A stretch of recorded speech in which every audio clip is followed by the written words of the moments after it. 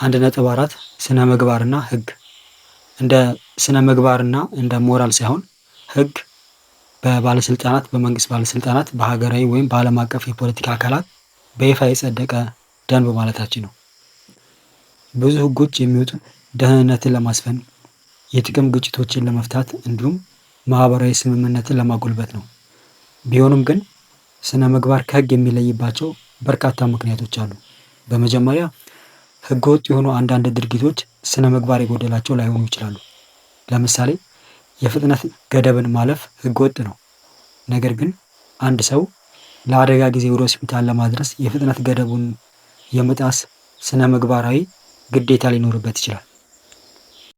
በሁለተኛ ደረጃ ስነ ምግባር የጎደላቸው አንዳንድ ድርጊቶች ህገወጥ ላይሆኑ ይችላሉ። አብዛኛው ሰው መዋሸት ስነ ምግባር የጎደለው መሆኑን ይስማማል። ነገር ግን መዋሸት ህገወጥ የሚሆኑ በተወሰኑ ሁኔታዎች ብቻ ነው። ለምሳሌ በገቢ ግብር ሰነድ ላይ መዋሸት፣ በመሐላ ምስክርነት ላይ መዋሸት እና የመሳሰሉት። በሶስተኛ ደረጃ ህጎች ራሳቸው ስነ ምግባር የጎደላቸው ወይም ኢሞራላዊ ሊሆኑ ይችላሉ። ለምሳሌ በ1800ዎቹ ዩናይትድ ስቴትስ ባርነትን የሚፈቅዱ ህጎች ነበሯት። ነገር ግን ዛሬ አብዛኛዎቹ ሰዎች እነዚህን ህጎች ስነ ምግባር የጎደላቸው ወይም ኢሞራላዊ ነበሩ ይላል።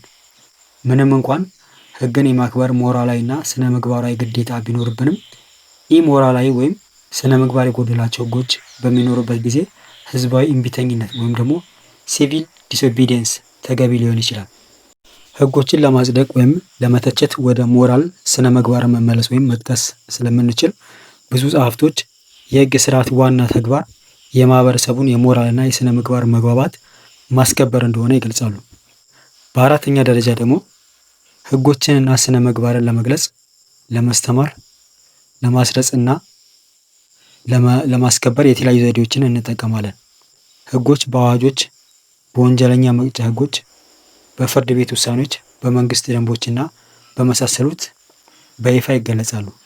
ምንም እንኳን ስነ ምግባር እና ሞራል አንዳንዴ በሃይማኖታዊ ጽሑፎች፣ በሙያዊ የስነ ምግባር ደንቦች ወይም በፍልስፍና ጽሑፎች ውስጥ በግልጽ ቢሰፍሩም ብዙዎቹ የስነ ምግባር እና የሞራል መመዘኛዎች ግን በውስጠ ታዋቂነት ወይም ግልጽ ባልሆነ መንገድ የሚገኙ ናቸው። በመጨረሻም ህጎችን ለማስከበር የመንግስትን አስገዳጅ ኃይል እንጠቀማለን። የተወሰኑ ህጎችን የሚጥሱ ሰዎችን የገንዘብ ቅጣት፣ እስራት ወይም የሞት ቅጣት ሊጣልባቸው ይችላል። ድርጊታቸው ህግን ካልጣሰ በስተቀር የስነ ምግባር ወይም የሞራል መመዘኛዎችን የሚጥሱ ሰዎች እንደዚህ ያሉ ቅጣቶች አይደርስባቸውም።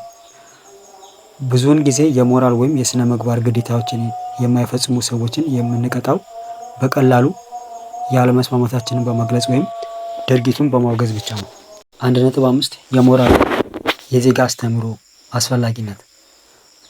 የዜጋ አስተምህሮ ወይም ሲቪክ ኤዱኬሽን ግለሰቦች የማህበረሰባቸው ኃላፊነት የሚሰማቸውና ውጤታማ አባላት እንዲሆኑ ለማድረግ በአክብሮት እሴቶች እና በትዕግስት ባህል ላይ የተመሰረተ የበጎ ምግባር ባህሪያትን የሚመለከት የትምህርት ዘርፍ ነው። ንቁና መርህ ያለው ዜጋ የሚለዩ እሴቶችንና ቁርጠኝነትን ያስተምራል። በተጨማሪም እንዴት ኃላፊነትን የተሞላባቸው ውሳኔዎችን ማድረግ እንደሚቻል፣ ችግሮችን መፍታትን፣ ለሌሎች ግድ ማለት ወይም ለሌሎች ማሰብን፣ ለማህበረሰቡ አስተዋጽኦ ማበርከትን እንዲሁም ልዩነትን ታጋሽና አክባሪ መሆንን ያስገነዝባል። በኢትዮጵያ ከፍተኛ ትምህርት ተቋማት የስነ ዜጋና ስነ ምግባር ትምህርት የሚሰጠው ተማሪዎችን ስለ ዲሞክራሲያዊ ባህል፣ ስለ ስነ ምግባር እሴቶችና መርሆች፣ ስለ ህገ መንግስት የበላይነት፣ ስለ ህግ የበላይነት እንዲሁም ስለ ዜጎች መብትና ግዴታ ለማስተማር ታስቦ ነው። እነዚህ ጉዳዮች ምክንያታዊነት ላይ የተመሰረተ ውሳኔ የሚሰጡ በራስ የመተማመን ስሜት ያላቸውን ዜጎች ለማፍራት በሚደረገው ሂደት ውስጥ እጅግ አስፈላጊ ናቸው። እንዲሁም የቤተሰብና የሀገር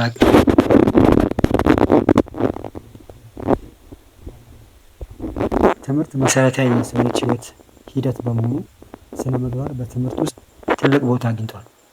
ስለዚህ ስነ ምግባር በትምህርት ውስጥ በጣም አስፈላጊ የትምህርት ዘርፍ ነው። ቴክኖሎጂን በመጠቀም ሁሉንም እውቀቶች በቀላሉ ማግኘት እንችላለን። በትምህርት ውስጥ ቴክኖሎጂን መጠቀም እንደ የጽሁፍ ስርቆት ወይም ደግሞ ፕላጃሪዝም ያሉ አንዳንድ የስነ ምግባር ችግሮችን ያሳያል። የስነ ምግባርን አስፈላጊነት ለመረዳት ስነ ምግባር በትምህርት ስርዓት ውስጥ እንደ አንድ ትምህርት አይነት መካተት አለበት። በአጠቃላይ ትምህርቱን የመስጠት አስፈላጊነት ከሚከተሉት ነጥቦች ይመነጫል። የመጀመሪያው ዜጎች ስለ መብቶቻቸውና ስለ ግዴታቸው እንዲገነዘቡ የሚያደርግ አስፈላጊነት ያለው በመሆኑ ነው። መብቶችና ግዴታዎች የሚሉት ሁለት ሐረጎች የአንድን ግለሰብ እሴቶችና ባህሪ የማይነጣጠሉ ወይም የአንድ ሳንቲም ሁለት ገጽታዎች ናቸው። ለምሳሌ ዜጎች የጤና አገልግሎት ማግኘት መብት ስላላቸው መንግስት ደግሞ የጤና እንክብካቤ አገልግሎት መስጠት ግዴታ አለበት። ሆኖም ግን ዜጎች ራሳቸውን ስለ ጤናቸው ኃላፊነት በተሞላበት መንገድ ካልተንቀሳቀሱ ማለትም ለምሳሌ ጤናማ አመጋገብን በመከተል የአካል ብቃት እንቅስቃሴን በማድረግ እንዲሁም የአልኮልና የትንባሆ ፍጆታቸውን መቆጣጠር ረገድ የራሳቸውን አስተዋጽኦ ካላደረጉ መንግስት ዜጎችን ጤናማ ህይወት እንዲመሩ ለማድረግ አይችልም።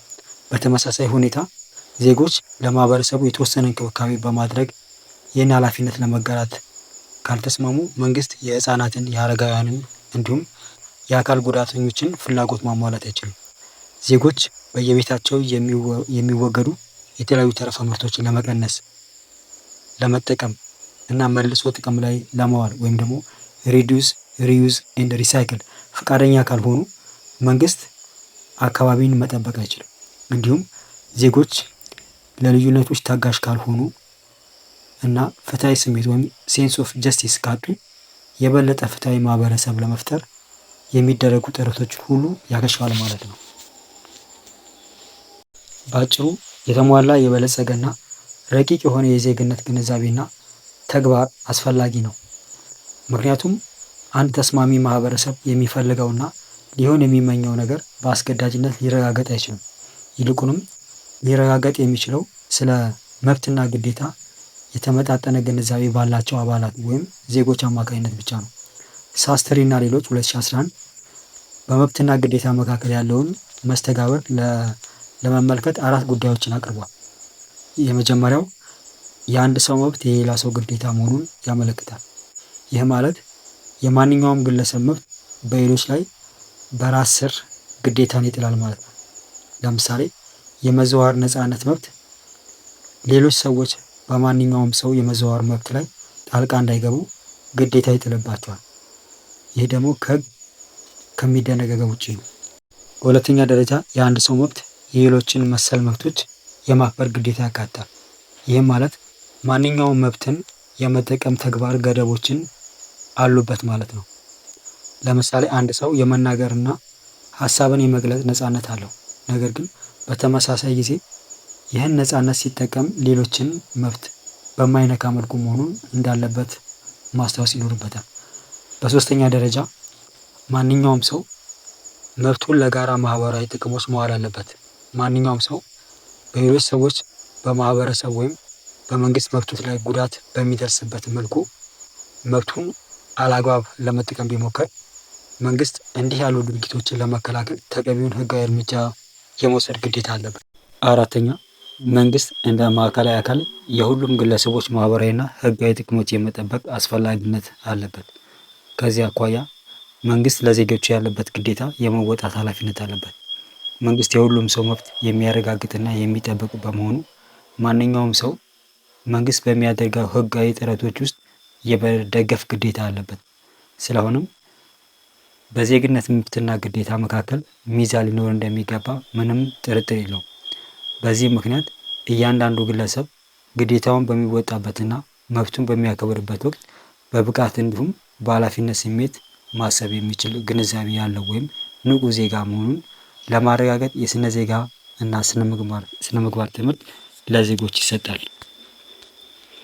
የዚህ ትምህርት አስፈላጊነት የሚታየው ሁለተኛው ነጥብ the need for participant political culture ወይም ደግሞ የተሳትፎ ፖለቲካዊ ባህል አስፈላጊነት እንደ ዓለም አቀፍ የማህበረሰባዊ ሳይንስ ኢንሳይክሎፒዲያ 1961 አገላለጽ ፖለቲካዊ ባህል ማለት ለፖለቲካዊ ሂደት ስርዓትና ትርጉም የሚሰጡ እንዲሁም በፖለቲካዊ ስርዓት ውስጥ ባህሪን የሚመሩ መሰረታዊ ግምቶችና ደንቦችን የሚያቀርቡ የአመለካከቶች፣ የእምነቶችና የስሜቶች ስብስብ ነው።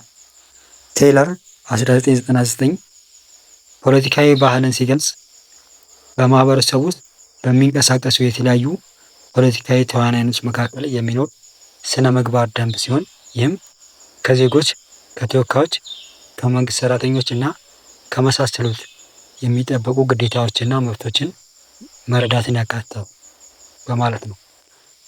ፖለቲካዊ ባህል ሰዎች ከፖለቲካ ስርዓት ምን እንደሚጠብቁ፣ ለራሳቸው እርምጃ እንደ አማራጭ ምን እንደሚመለከቱ እንዲሁም የተለያዩ ተዋናዮች ምን አይነት መብትና ኃላፊነት እንዳላቸው ተደርጎ እንደሚታሰብ ይቀርጻል። በአጠቃላይ ፖለቲካዊ ባህል አንድ ግለሰብ በፖለቲካዊ ሂደት ውስጥ ሊኖረው የሚችለው ሚና ይተረጉማል ወይም ያሳያል። አልሞንድ እና ቬርባን 1963 ሶስት አይነት የፖለቲካ ባህላት አሉ ይላሉ። እነሱም ፓሮኪያል ካልቸር፣ ሳብጀክት ካልቸር እና ፓርቲሲፓንት ካልቸር ናቸው። ፓሮኪያል ካልቸር ዜጎች ስለ ፖለቲካ ስርዓት፣ ስለ መንግስት ስልጣናት እና አተገባበር እንዲሁም ስለ ራሳቸው መብትና ግዴታ ያላቸው እውቀት ወይም ኮግኒቲቭ ስሜታዊ ትስስር ወይም ደግሞ አፌክቲቭ እና የግምገማ አመለካከት ወይም ደግሞ ኢቫሉዌቲቭ በጣም ዝቅተኛ ነው። በዚህም አይነት የፖለቲካ ባህል ውስጥ ግለሰቦች የሚንቀሳቀሱት ለቤተሰቦቻቸው ጥቅም ብቻ በመሆኑ በሀገሪቱ የፖለቲካ መስክ ያላቸው ሚና እዚህ ግባ የሚባል አይደለም።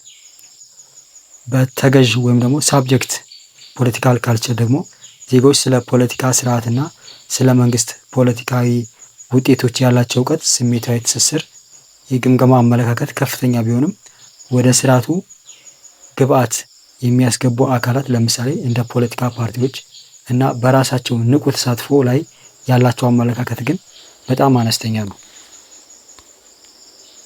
ስለሆነም ለስርዓቱና ለውጤቱ አውትፑት የሚሰጡት ትኩረት በዜጎች በኩል ካለ የተቆራረጠና ተገቢ ያልሆነ ወይ ፓሲቭ ግንኙነት የሚመነጭ ነው።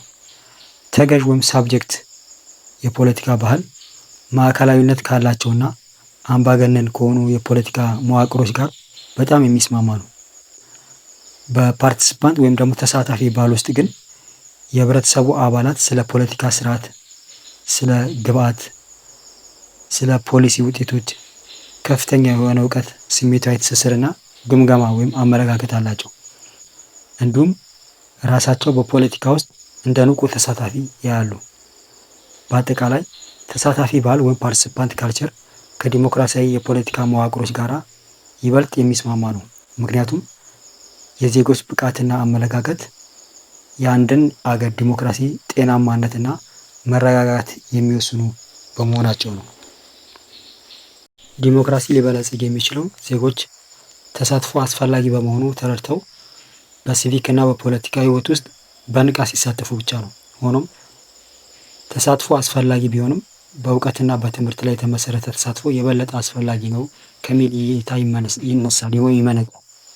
ነገር ግን ኢትዮጵያን ጨምሮ የበርካታ ሀገራት የዲሞክራሲና ዲሞክራሲ ስርዓት ግንባታ ሂደት የሚፈታተኑ ብዙ ነገሮች አሉ። ለምሳሌ በአንድ መንግስት ማህበራዊ፣ ኢኮኖሚያዊና ፖለቲካዊ መዋቅር ውስጥ የግል ጥቅሞች ይበልጥ አስፈላጊና የበላይ ሆነው ይታያሉ። በግል እንደሚታየው ብዙ ዜጎች በግለሰብና በማህበራዊ ደንቦች እንዲሁም ግዴታዎች መካከል ያለውን ውጥረት ለመቆጣጠር የሚያስችል ብቃትና እውቀት ይጎድላቸዋል። ከዚህም በተጨማሪ አንድ ዜጋ በፖለቲካዊ ጉዳዮች ላይ ንቁ መሆን አለበት የሚለውን መርህ የሚደግፉት የማህበረሰቡ ክፍሎች በጣም ጥቂቶች ናቸው። ይህም ማለት ምንም እንኳን ብዙ አይነት የፖለቲካ ተሳትፎ መንገዶች ቢኖሩም አብዛኛዎቹ ዜጎች አሁንም የሚተማመኑት በምርጫ ወቅት ድምፅ በመስጠት ላይ ብቻ ነው። ነገር ግን የዲሞክራሲያዊ ፖለቲካ እንቅስቃሴዎች በየ5 ዓመቱ በምርጫ ሳጥን ውስጥ ከሚሰጥ ድምፅ ብቻ ጋር የተያዘ አይደለም ማለት ነው። በተመሳሳይ ሰዎች ራሳቸውን እንደ ንቁ ዜጋ ከማየት ይልቅ የመንግስት አገልግሎት ተቀባይ ወይም ተጠቃሚ ወይም ሪሲፒየንት ወይም ኮንሱመር አድርገው መቁጠራቸው በዲሞክራሲያዊ ስርዓት ግንባታ ሂደት ውስጥ ትልቅ ፈተና አስቀምጧል። ለዚህም ነው በዲሞክራሲያዊ ሀገር ውስጥ የሚኖሩ ሰዎች ስለ ዲሞክራሲያዊ ባህሪ ጥልቅ ግንዛቤ ሊኖራቸው በዲሞክራሲያዊ መንገድ መንቀሳቀስ የሚጠበቅባቸው። ይህም የግለሰብን የማንነት ስሜት ከነሱ ከተለዩ ሰዎች ጋር የመቻቻልና አብሮ የመስራት ችሎታን ለጋራ ጥቅም ሲባል በፖለቲካዊ ሂደት ውስጥ የመሳተፍና የፖለቲካ ባለስልጣናትን ተጠያቂ የማድረግ ፍላጎት እንዲሁም በኢኮኖሚያዊ ጥያቄዎቻቸውና በግል ምርጫዎቻቸው ስም በጤናቸውና በአካባቢያቸው ላይ ተጽዕኖ የሚያሳድሩ እነሱ ላይ ራስን የመግታትና የግል ኃላፊነትን የመወጣት ፈቃደኝነትን ያጠቃልላል። እነዚህ ባህሪያት ያሏቸው ዜጎች ከሌሉ ዲሞክራሲን ለመምራት አስቸጋሪ አልፎ ተርፎም ያልተረጋጋ ይሆናል። በዚህ ምክንያት እነዚህን ብቃቶች ተማሪዎች ውስጥ ለማስረጽና በሂደትም የዲሞክራሲ ስርዓትን ለማሳደግና ለማጠናከር የስነ ዜጋ ትምህርት መስጠት አስፈላጊ ይሆናል። በንቁ ዜግነት ወይም አክቲቭ ሲቲዝንሺፕ ውስጥ ተሳትፎ በፖለቲካ ዘርፍ ብቻ የተገደበ አይደለም። ይልቁንም ማህበራዊ፣ ባህላዊና አካባቢዊ እንቅስቃሴዎችንም ያካትታል።